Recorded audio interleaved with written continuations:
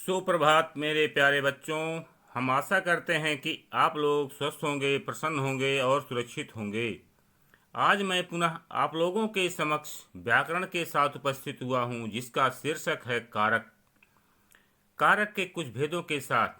तो आइए अब हम लोग चलते हैं उन भेदों की परिभाषा, पहचान व उसके उदाहरण को जानने तथा समझने की कोशिश करते हैं।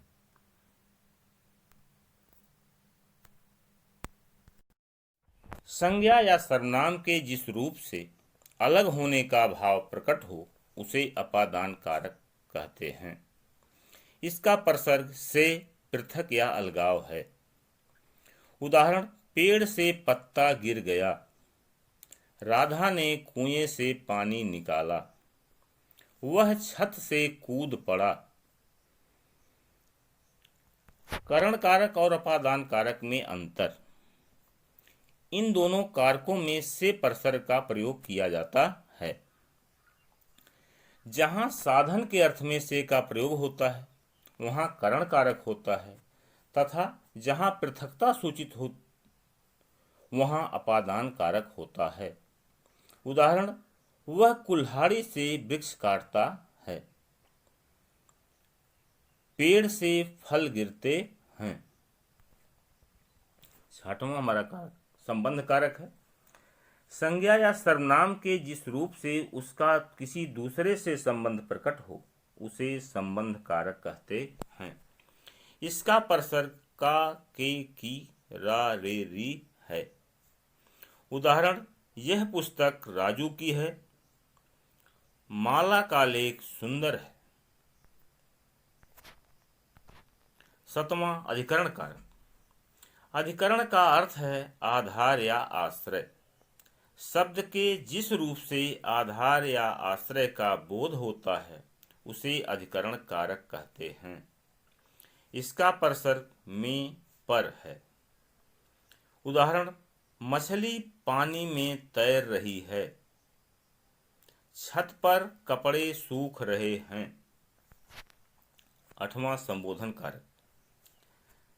संज्ञा के जिस रूप से किसी को संबोधित किया जाए अथवा पुकारा जाए उसे संबोधन कारक कहते हैं। इसका प्रसर्ग हे, अरे, ओ है। संबोधन कारक के चिन्हों प्रसर्गों का प्रयोग संज्ञा शब्दों से पूर्व किया जाता है तथा संज्ञा शब्दों के बाद संबोधन चिन्ह लगाया जाता है। अरे रामू, तुम कहाँ जा रहे हो? हे भगवान, रक्षा करो। तो इस मॉड्यूल में आज हम लोग इतना ही सीखेंगे। अब चलते हैं, आज हम लोगों ने कितना सीखा कुछ बहुविकल्पीय प्रश्नों पर। तुम्हारा पहला प्रश्न है, संज्ञा या सर्वनाम के जिस रूप से अलग होने का भाव प्रकट हो उसे कहते हैं। इसके 4 विकल्प दिए गए हैं। क संप्रदान कारक, ख अधिकरण कारक, ग अपादान कारक, घ संबंध कारक। तो इसका सही विकल्प बच्चों आप लोग ढूंढ लिए होंगे, जान गए होंगे। इसका सही विकल्प है अपादान कारक, ग। प्रश्न नंबर 2, में पर प्रसर्ग किस कारक का है? इसके 4 विकल्प दिए गए हैं। क संबोधन कारक, ख अधिकरण कारक, ग संप्रदान कारक, घ करण कारक। तो बच्चों इसका भी अंदाजा आप लोग लगा लिए होंगे। इसका सही विकल्प है ख अधिकरण कारक। प्रश्न नंबर 3, संज्ञा के जिस रूप से किसी को संबोधित किया जाता है उसमें किस कारक का प्रयोग होता है? इसके 4 विकल्प दिए गए हैं। संप्रदान कारक, अपादान कारक, कर्म कारक और संबोधन कारक। तो बच्चों आपको इसका अंदाजा लग गया होगा। इसका सही विकल्प है घ संबोधन कारक। प्रश्न नंबर 4, का, के, की किस कारक का प्रसर्ग है? इसके 4 विकल्प दिए गए हैं। का संबंध कारक, ख अधिकरण कारक, ग अपादान कारक, घ इनमें से कोई नहीं। बच्चों इसका भी अंदाजा आप लोगों को लग गया होगा।